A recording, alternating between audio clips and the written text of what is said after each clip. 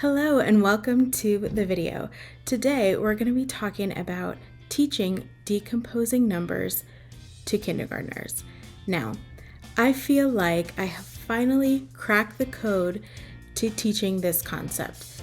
To be honest, when I first started teaching, I didn't really get it. I didn't really get how to teach it. It was kind of foreign and it just seemed like really difficult for my kids to understand, especially since some of them were just learning, just grasping the concept of one-to-one correspondence to then have to be decomposing numbers and being so abstract with it just seemed really challenging for them. So I've been working with it and tweaking with it, and I feel like I finally figured out a method that works for my students, and I've seen a lot of success with it, so I wanted to share it here today. So what you're going to see is a sample lesson of a whole unit. And if you want more in depth about how I went about introducing this unit, I will have that blog linked below, as well as the exact slides I used and the sample station that I used and the number bond template also in the description box below. I hope this is helpful. Numbers. So we're going to start off the math block with a warm-up, and the warm-up we're doing today is called bunny ears. So the way that you play bunny ears is you give your students a number, and they have to try and make that number with their fingers and then put it behind their head like bunny ears. So today we're working with the number 4. So I would say, can you show me the number 4 with your fingers? And so some students might give you one of these 4, and then you might say, okay, can you put it behind your head like bunny ears? So then they might do like this, like bunny ears. So if they give you 4, then you would ask, can you show me another way? And a lot of times students will be like, oh, okay, I could show you another way. And then they just kind of put one finger down and then show you 4.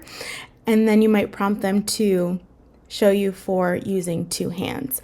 So then you'll get your 2 like this. You might get some give you 3 and 1. You also might get some people trying to give you 4 and 4, which is 8.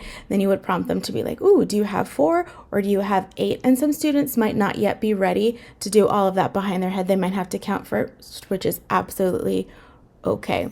And this would be really quick, really fun, something they really seem to enjoy. And after they kind of have that in their head, we'd move on to our mini lesson. In the mini lesson, you're going to show them one of the tools that you had already introduced previously. So the tool that we're using today is the number bond. So you'd start off by asking the students if they remembered what this tool is called. Someone might not, and if not, that's absolutely fine. You'd say this tool is called a number bond, and the way that we use it is the number that we're working with, the big number, goes in our big circle, and then when we break it into its parts, it goes into the smaller circles. So for this unit, you might want your students to each have their own number bond mat and their own counters so they can do what you're doing on the slide or on their document camera, or they can work in pairs.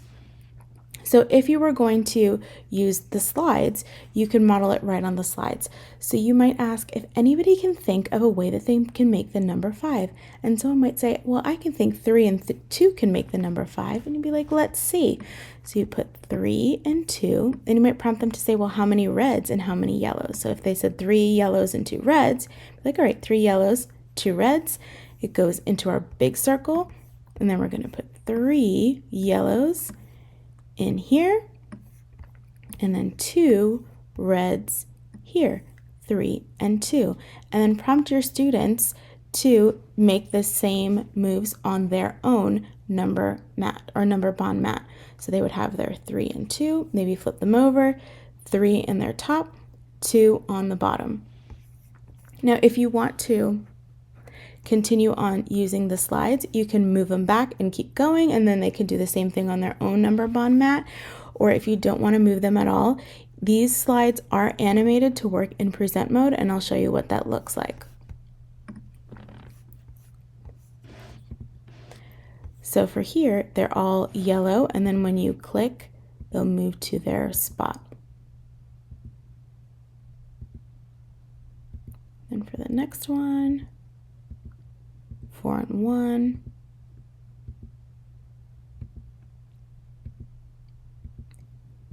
3 and 2,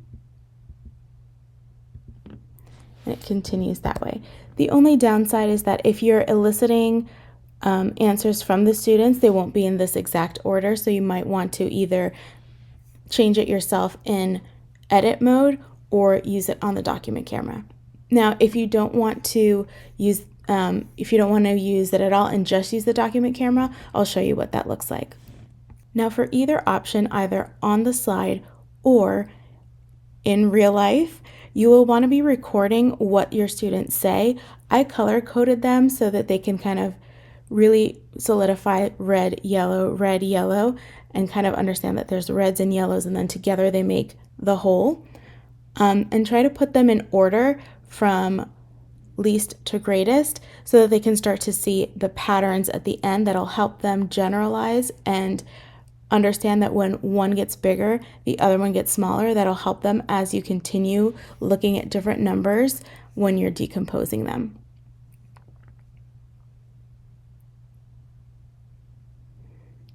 So at the end, you'll ask them if they notice anything about these numbers and the way that they're arranged. And so what you're looking for is for them to notice that they're kind of counting up and down, like 0, 1, 2, 3, 4, 5, and 5, 4, 3, 2, 1. And that's like I said, that like I mentioned before, like as one gets bigger, the other one gets smaller. And as you move through the unit and as they get to bigger numbers, they'll really start to see that pattern emerge, and that'll help them to not really need the concrete number bond or part whole mat. As they get to bigger numbers, they'll be able to think about the number patterns and use their fingers more and more to figure out different combinations of numbers. Now, at this point in the lesson, your students might be getting a little bit antsy, so you might have them do a little bit of a brain break. You could also have them listen to this number bond song to move around a little before you explain the math center to them.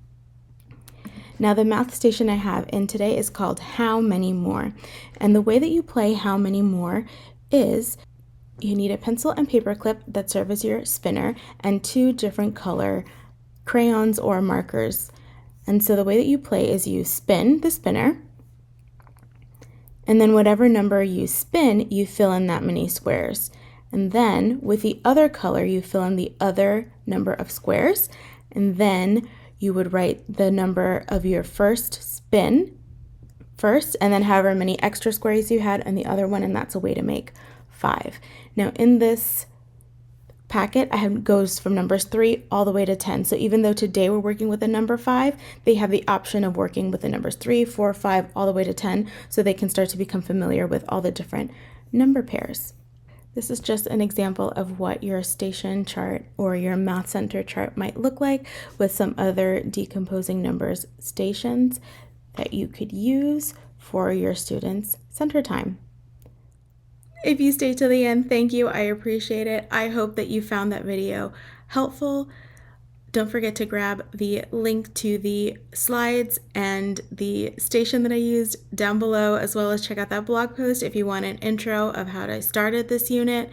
And please, if you have any tips and tricks on how to teach decomposing numbers, leave those in a comment below, as well as any questions you might have, and I will see you next time.